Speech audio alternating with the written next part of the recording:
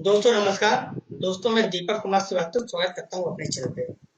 Network marketing business एक ऐसा साफ सुथरा अपना व्यापार करने का अवसर है जिसमें गहरी सूझबूझ वाले कई लोग एक दूसरे की सहायता करते हुए और साथ में काम करते हुए किसी भी प्रोडक्ट की अपनी अपनी बिक्री का एक छोटा हिस्सा अपने उपभोक्ताओं को सीधा बेचा करते हैं एवं स्वयं भी उपयोग में लेते हैं।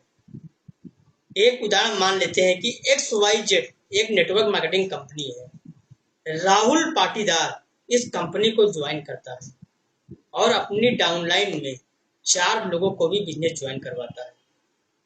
अब राहुल उस कंपनी के प्रोडक्ट जैसे चाय पत्ती, साबुन, दवाइयाँ, टूथपेस्ट आदि खुद भी अपने परिवार के साथ उपयोग करता है और उसको सलाह मानकर उसकी 4 डाउन लाइनें भी अपने परिवार सहित इन प्रोडक्ट्स का उपयोग करती हैं।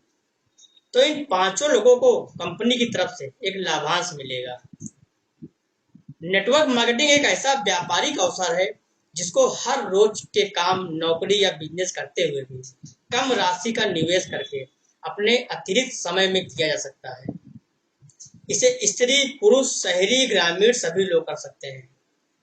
विद्यार्थी भी अपनी पढ़ाई जारी रखते हुए इसे कर सकते हैं। आम के आम, गुठलियों के दाम नेटवर्क मार्केटिंग बिजनेस पर एकदम सही लागू होती है। अर्थात नेटवर्क मार्केटिंग को अतिरिक्त या खाली समय में करके पैसा कमाया जा सकता है। कई लोग यह सोचते हैं कि इस बिजनेस में पैसा कहां से, किस तरह से और क्यों मिलता है।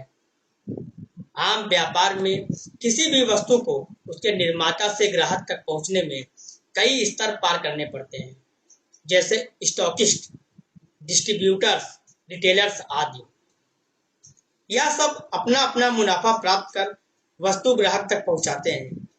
ग्राहकों में लोकप्रिय करने के लिए वस्तु का विज्ञापन भी किया जाता है। इस पर भी भारी खर्चा आता है।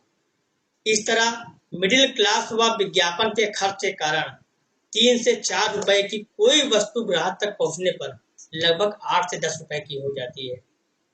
जबकि नेटवर्क मार्केटिंग बिजनेस में वस्तु निर्माता से सीधे ग्राहक यानी नेटवर्क मार्केटर तक पहुंचती है। इस तरह विभिन्न मदों पर खर्च होने वाला 60 से 70% धन नेटवर्क मार्केटर को बांट दिया जाता है। अब राहुल पाटीदार को यही धन कंपनी द्वारा अकाउंट में उसके घर या ऑफिस में भेज दिया जाता है। नेटवर्क मार्केटिंग से एक बहुत बड़ा फायदा यह है कि इसके प्रोडक्ट्स मिलावटी या नकली होने की शंका नहीं रहती है।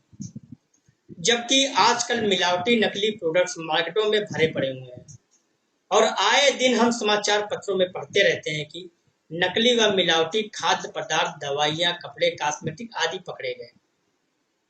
नेटवर्क मार्केटिंग क्या है वो संक्षेप में इस तरह समझा सकता है।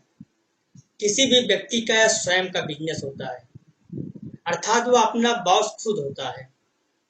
इसको 2 से 10,000 रुपए से शुरू करके इसके द्वारा काफी पैसा, सम्मान व जान पहचान प्राप्त की जा सकती है। विज्ञापन, स्टॉकिस्ट, डिस्ट्रीब्यूटर्स व रिटेलर्स पर खर्च होने वाला धन नेटवर्क मार्केटरों द्वारा किए गए बिजनेस के आधार पर कंपनी द्वारा नेटवर्क मार्केटिंग में बांट दिया जाता है। शिक्षा काल समाप्त हुआ तो गुरु ने शिष्य से कहा, आज तुम पूर्ण विद्वान हुए, अब तुम्हें कर्तव्य मार्ग पर चलना है। विद्यालय छोड़ने के पूर्व तुम पूरा एक दिन मेरे साथ बिताओ। जहां जहां मैं जाऊं तुम मेरे साथ चलो। शिष्य गुरु का अनुसरण करने लगा। काफी दूर चलकर वे खेतों में पहुंचे। देखा एक किसान अपनी क्यारियों को सींचने में व्यस्त था। वे उसे देखते रहे परंतु किसान ने उन्हें आंख उठाकर भी नहीं देखा। वह अपने काम में लगा रहा।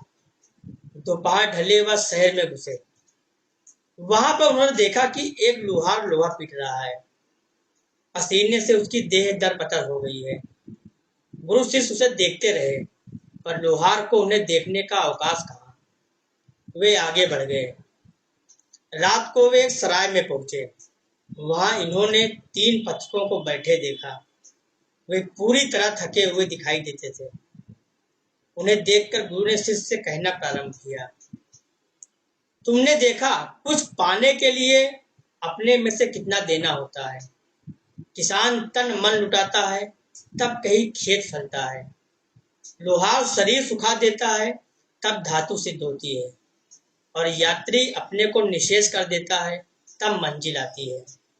तुम ज्ञानी हुए, नो कर्मों से ज्ञान की क्यारियों को सींचो, जीवन की आँच में ज्ञान का धातु सिद्ध करो, और मार्ग में अपने को झुकाकर ज्ञान की मंजिल पाओ।